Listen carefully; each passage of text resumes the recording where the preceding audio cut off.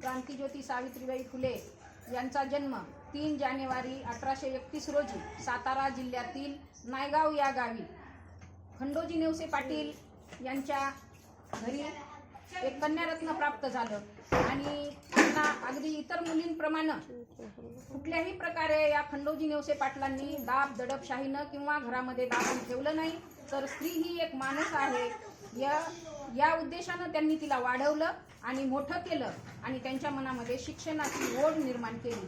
आणि त्याचबरोबर पुढे 1840 रोजी महात्मा फुले, क्रांतिसूर्य महात्मा फुले यांच्याशी त्यांचा विवाह झाला. त्याबरोबर पुढे त्यांच्या मनातली शिक्षणाची ओढ जाणून घेऊन महात्मा फुले एक थोर समाजसुधारक होते. समाजातला हा जो तळागाळातला माणूस आहे, प्रत्येक स्त्री जी आहे ती माणूस असून ती एक अबला नसून ती सबला आहे आणि ती सुद्धा एक माणूस आहे. तिला माणसाप्रमाणे वागवलं पाहिजे, ती जगली पाहिजे, तिचे अधिकार हक्क तिला मिळाले पाहिजे. या भावनेनं, या विचारानं तो एक क्रांतिसूर्य तळमळत होता, धडपडत होता आणि त्याच्या विचाराला चालना मिळाली ती म्हणजे सावित्रीबाई फुले यांच्या त्यांच्यासोबत झालेल्या विवाहामुळे. आणि पुढे मग नंतर त्यांनी दाम्पत्यांनी या स्त्रियांसाठी, या तळागाळातल्या मुलींसाठी काय करता येईल याच्यावर दोघांनी विचार केला आणि शिक्षणाची चळवळ सुरू केली. शिक्षणासाठीच का त्याने प्रेरणा सुरू केली या सावित्रीबाई फुले यांनी? अगदी खूप महत्वाचा प्रश्न विचारला तुम्ही, की कारण कुठलाही मनुष्य जर असेल तर त्या मनुष्याची अधोगती किंवा त्या माणसाची प्रगती कुठं खुंटलेली आहे हे त्या क्रांतिसूर्यानं जाणलं होतं.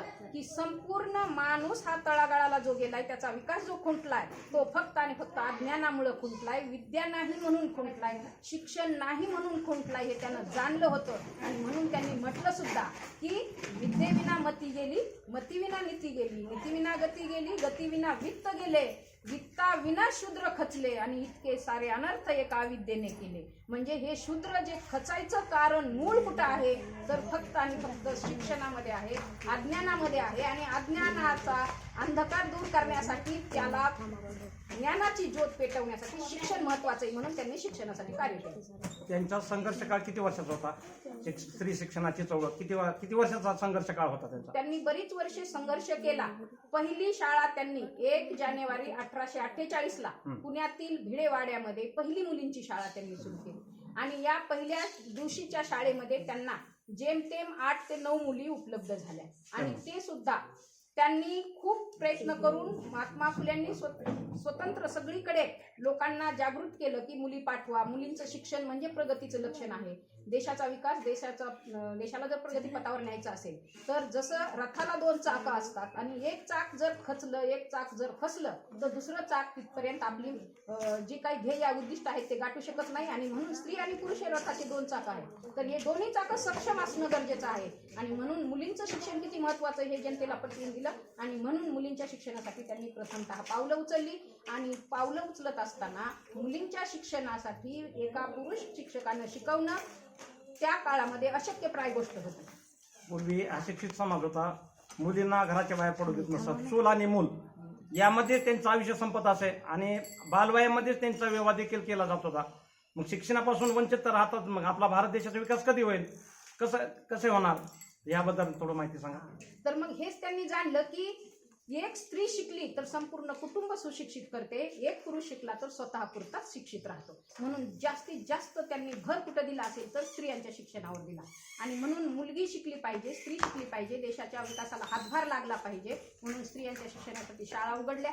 आणि पुढे चालून त्यांनी फक्त स्त्रियांसाठी शाळा नाही तर तळागाळातल्या गोर गरीब अनाथांचे मुलं असतील किंवा इतर समाज घटकातले तळागाळातले मुलांसाठी सुद्धा त्यांनी वेगवेगळ्या ठिकाणी शाळा उघडल्या. आणि दोघां दाम्पत्यानं खूप असं भरीव कार्य केलं.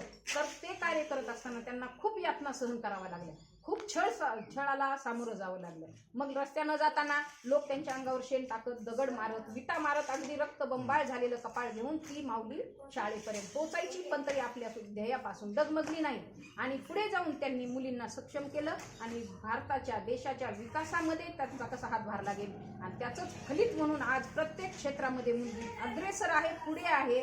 एवढंच नाही तर आताचं जे ऑपरेशन सिंदूर झालेलं आहे ती एक खूप महत्वपूर्ण गोष्ट घडलेली की त्या ठिकाणी महिलांनी महत्वपूर्ण कामगिरी केली आणि त्याचं एक फळ म्हणून त्याचं फलित म्हणून की प्रत्येक ठिकाणी प्रत्येक क्षेत्रामध्ये मुली पुढे आहेत, महिला कार्यरत आहेत आणि अगदी आपल्या देशाची प्रथम नागरिक सुद्धा आपली एक द्रौपदी मुर्मू आपल्या राष्ट्रपती आहेत. हे त्या सावित्रीबाईंच्या कष्टाचं फळ आहे. भारत देशामध्ये सर्वत्र सर्व क्षेत्रामध्ये अग्रेसर आहेत. डॉक्टर आहेत, वकील, इंजिनियर, न्यायाधीश आहेत, राष्ट्रपती, राज्यपाल आहेत. तर हे शिक्षणामुळेच पुढे आलेले आहेत. मग आता शिक्षणासाठी तुम्ही सध्या आपल्या भारत देशामध्ये आजही समाज काही पालक वर्ग असेल मुलीला शिकून काय करायचंय पुढे नको शिक्षण मुलगी व्हायला जाईल म्हणा का तिला कशाला शिकवायचंय अशा वृत्तीचे बरेचसे समाजमध्ये काही लोक आहेत. याबद्दल काय बोलणार तुम्ही? सर्वप्रथम मी सर्व पालकांना सांगू इच्छिते आणि आपला जो प्रश्न आहे तो खूप रास्त आहे कारण पालकांच्या मनामध्ये आता बऱ्याच अंशी जागृती झालेली आहे की मुलींना शिकवून काय करायचं हा तर होता समज असं नाही म्हणता येणार नाही, पण त्याच्याही पेक्षा पुढे जाऊन एक त्या पालकांच्या मनामध्ये भीती आहे की आपली मुलगी असुरक्षित आहे. हा खूप महत्वाचा पॉइंट आहे. आज पालकांच्या मनामध्ये शिकून काय करायचं याच्याही पेक्षा मुलगी शिकली तर ती तिथे पाठवली तर सुरक्षित राहील का हा मोठा प्रश्न आहे आणि म्हणून त्या ठिकाणी सर्व पालकांना आपली मुलगी सुरक्षित शिक्षण घेईल अशी ग्वाही मिळणं ही खूप महत्वाची गोष्ट आहे. हे काम फक्त सरकारनेच करावं असं मी म्हणणार नाही कारण प्रत्येकच गोष्ट कायद्याने किंवा धाक दडपशाही दाखवून होणार नाही. त्यासाठी एक सोज्वळ मनाचे, उत्तम मनाचे किंवा चांगले सुसंस्कृत नागरिक तयार होणं ही सुद्धा काळाची गरज आहे आणि ते नागरिक तयार हे अशा शाळांमधून होतात आणि त्यामध्ये आमचा सुद्धा खूप सिंहाचा वाटा आहे, पालकांचाही सिंहाचा वाटा आहे की आपलं मूल काय करतं नेमकं किंवा चांगल्या पद्धतीचं शिक्षण घेतंय का, त्यासाठी तो योग्य दिशेनं पावलं टाकतंय का आणि व्यवस्थितपणे तो राष्ट्राच्या उभारणीसाठी हातभार लावेल का किंवा गैरमार्गाने आपलं मूल कुठे जातंय का. तर याच्यासाठी त्या पालकांनी आणि शासनानं आणि शिक्षकांनी ह्या तिघांनी मिळून जर समाजासाठी कार्य केलं तर आज कुठलीही मुलगी समाजामध्ये असुरक्षित वाटणार नाही कारण एक उत्तम नागरिक जर घडला देशाप्रती त्याच्या मनामध्ये प्रेम असेल, ओढ असेल, ही एक आपलीच भगिनी आहे आणि ती आपली भगिनी आहे तर तिचं पालन करणं, तिचं रक्षण करणं आपलं कर्तव्य आहे. जर शिवाजी महाराजांच्या काळामध्ये होतं की महिला खूप म्हणजे सुरक्षित होत्या तर एखाद्या मुलीकडे एखाद्या स्त्रीकडे जर डोळे मोठे करून जरी पाहिलं तर त्याचे डोळे काढले जायचे. जर एखाद्या आपल्याला त्या पाटलाची गोष्ट माहिती आहे की त्या पाटलानं एका स्त्रीवर अत्याचार केला होता तर शिवाजी महाराजांनी त्याचा हे केला, त्याचे हातपाय तोडून त्याला चौकामध्ये भर रस्त्यामध्ये टाकलं की जेणेकरून बाहेरचा प्रत्येक जण येऊन बघितलं की त्याला लक्षात आलं पाहिजे की नको बाबा मुलींवर अत्याचार नको करायला, मुलींना त्रास नको, छळ नको करायला. तर अशा पद्धतीची आपली सुद्धा अवस्था होऊ शकते. म्हणून सरकारनं सुद्धा ठोस पावलं उचलावी आणि समाजानं सुद्धा त्यासाठी आपल्या विद्यार्थ्यांकडे पाल्याकडे लक्ष द्यावं. या परभणी केसापुरी शाळेमध्ये केव्हापासून आपण सेवेत रुजू झाला आता पुढे काय काय करण्याचा विचार आहे आपला? शासनाचा जो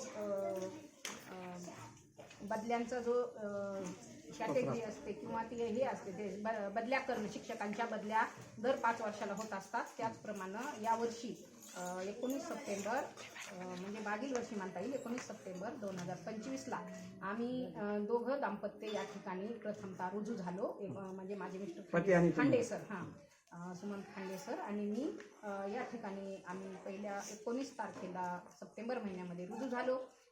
त्या ठिकाणी आल्याबरोबर आम्हाला या शाळेची इमारत पाहून खूप प्रसन्न वाटलं आणि आम्हाला जे हवं होतं ते मिळालं. त्यामुळे आम्ही खूप मनोमन आनंदी झालो की शाळेला खूप मोठी इमारत आहे, शाळेला परिसर चांगला आहे, शाळेचे विद्यार्थी पण खूप चांगले आहेत, आपल्या गावाचे पण खूप विकास झालेला आहे, चांगले आहेत, विशेष म्हणजे भरपूर आहेत. त्याचा खूप मनस्वी आनंद झाला कारण आज जिल्हा परिषदेच्या शाळेकडे पाहण्याचा लोकांचा दृष्टिकोन खूप बदललेला आहे की जिल्हा परिषदच्या शाळा म्हणजे काही चांगल्या नाही किंवा गुणवत्ता नाहीये. हा जो समज आहे तो आम्हाला या ठिकाणी आल्यानंतर इतके विद्यार्थी टिकून राहतात का राहतात टिकून गुणवत्ता असल्याशिवाय पालक विश्वास ठेवत नाही. आजकालचे विद्यार्थी इंग्लिश स्कूलला प्रमाणापेक्षा जास्त चाललेत आणि मराठी शाळा ओस पडत चाललेले आहेत. मराठी संख्या पूर्वी 50, 100, 200 प्रत्येक शाळेवर अशी संख्या होती की खूपच म्हणजे उत्साह चांगला वाटायचा. पण आता सध्या बदल झालेला महाराष्ट्र शासन प्रत्येक शाळेला आता कोणत्या संस्थेला प्रत्येक शाळेला मान्यता देत आहे. मग मराठी संख्या शिकणाऱ्या विद्यार्थी संख्या कमी होत आहे.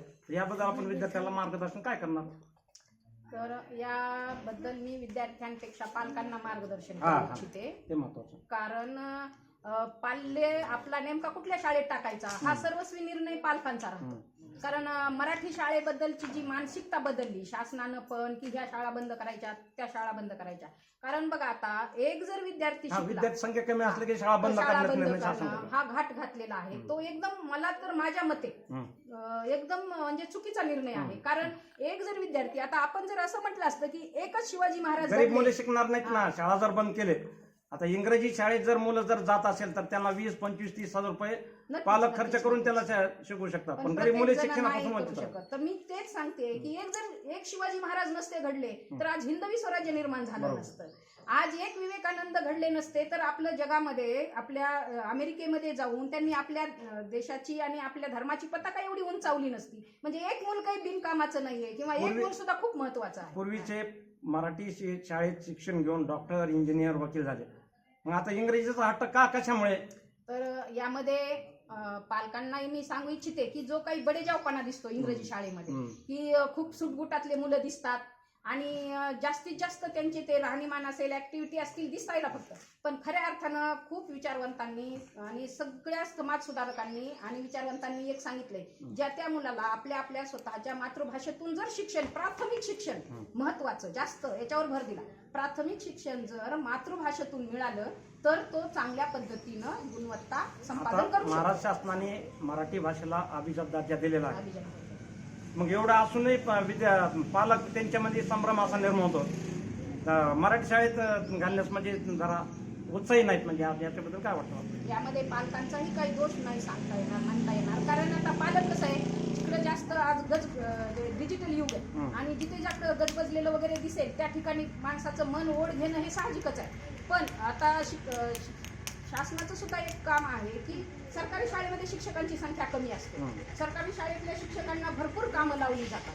सरकारी शाळेतल्या शिक्षकांना जनगणना असेल, त्याच्यानंतर तिथं राष्ट्रीय काम आहे, ठीक आहे, ते जनगणना वगैरे अशा पद्धतीचे निवडणुकाच्या ड्युट्या असतील, जनगणना असेल, रोज एक ऑनलाईन उपस्थितीच भरा, त्यांचे मार्क्स भरा, त्यांचे डिजिटल शाळेचा फोटो टाका, हे करा, ते करा. 24 तास शिक्षकांच्या हातामध्ये मोबाईल आहे आणि विद्यार्थ्यांकडे लक्ष द्यायला वेळ कमी मिळतो. तर शासनानं हे काम कमी करावं, शिक्षकांच्या डोक्यावरचा कामाचा बोजा कमी करावा, असं मी आपल्या माध्यमातून सांगू इच्छिते. आपल्या शाळेची विद्यार्थी संख्या एकूण किती? आमच्या शाळेची आज घडीला विद्यार्थी संख्या 158 संख्या आहे. आणि मुलींची संख्या किती आणि यामध्ये? मुलींची संख्या समसमान आहे.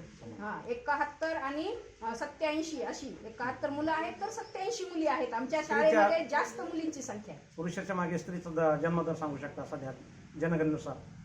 या ठिकाणी 1991च्या 1981 तर नाही सांगता ठीक येणार. आहे. तर पण मुलींचा जो दर मागे मधल्या काळामध्ये थोडा घटला होता, तर तो आता चांगल्या पद्धतीनं वाढ होत आहे. पालकही म्हणजे थोडे जागरूक झालेले आहेत आणि मुलींच्या शिक्षणाची ओढ सुद्धा त्यांनी म्हणजे पुढे विकास, मुलींच्या शिक्षणासाठी जास्त श्रेय घ्यायला लागले, म्हणजे जास्त प्रयत्न करू लागले पालक सुद्धा. त्यामुळे आमच्या शाळेमध्ये आपण यापुढे शाळेमध्ये आणखी काय उपक्रम राबवू शकता? तर या ठिकाणी आम्ही शाळेमध्ये आल्यापासून आम्हाला शाळेतल्या विद्यार्थी संख्या भरपूर दिसली. त्या दिवसापासूनच आम्हाला खूप शाळा आवडली आणि खूप चांगला आनंद झाला, आनंद वाटला. त्याबद्दल पुढे आम्ही म्हणजे जिथे कुठे जाऊ तिथे आम्ही शिक्षणासाठी, मुलांसाठी जे करता येईल ते करत असतो. आणि त्याचबरोबर फक्त विद्यार्थीच नाही तर त्या विद्यार्थ्यांचे पालक असतील, गाव असेल, सर्व समाज घटकाला सोबत घेऊन सगळ्यांसाठी समाज घटकाचा किंवा पालकांचा शिक्षणामध्ये कसा सहभाग करून घेता येईल आणि आपल्या विद्यार्थ्यांची गुणवत्ता, आणि फक्त गुणवत्ता शैक्षणिकच नाही तर त्यांची मानसिक गुणवत्ता वाढली पाहिजे, त्यांचा सामाजिक दर्जा वाढला पाहिजे आणि एक उद्याचा जो भारताचा, देशाचा आधारस्तंभ आहे, एक सुज्ञ नागरिक आणि एक आदर्श नागरिक कसा आमच्या शाळेतून घडेल आणि समाजासाठी काही ना काही करणारा तो हातभार कसा लावेल यासाठी आम्ही नक्कीच प्रयत्न करणार आहोत. ठीक आहे. आपल्या परभणी केसापुरी या शाळेमध्ये श्रीमती सावित्रीबाई फुले यांची 195 जयंती मोठ्या उत्साहात साजरी झाली आहे. त्या शाळेतील आपल्या समोर श्रीमती शिक्षक काय नाव म्हटलं आपलं, जोगदन मॅडम आपल्या समोर त्यांची पूर्ण जीवनचरित्र, पूर्ण माहिती सांगते. धन्यवाद. एक्सप्रेस न्यूज भारत, बीड जिल्हा संवाददाता डॉक्टर आर के आरसो, बीड, महाराष्ट्र. धन्यवाद. नमस्कार.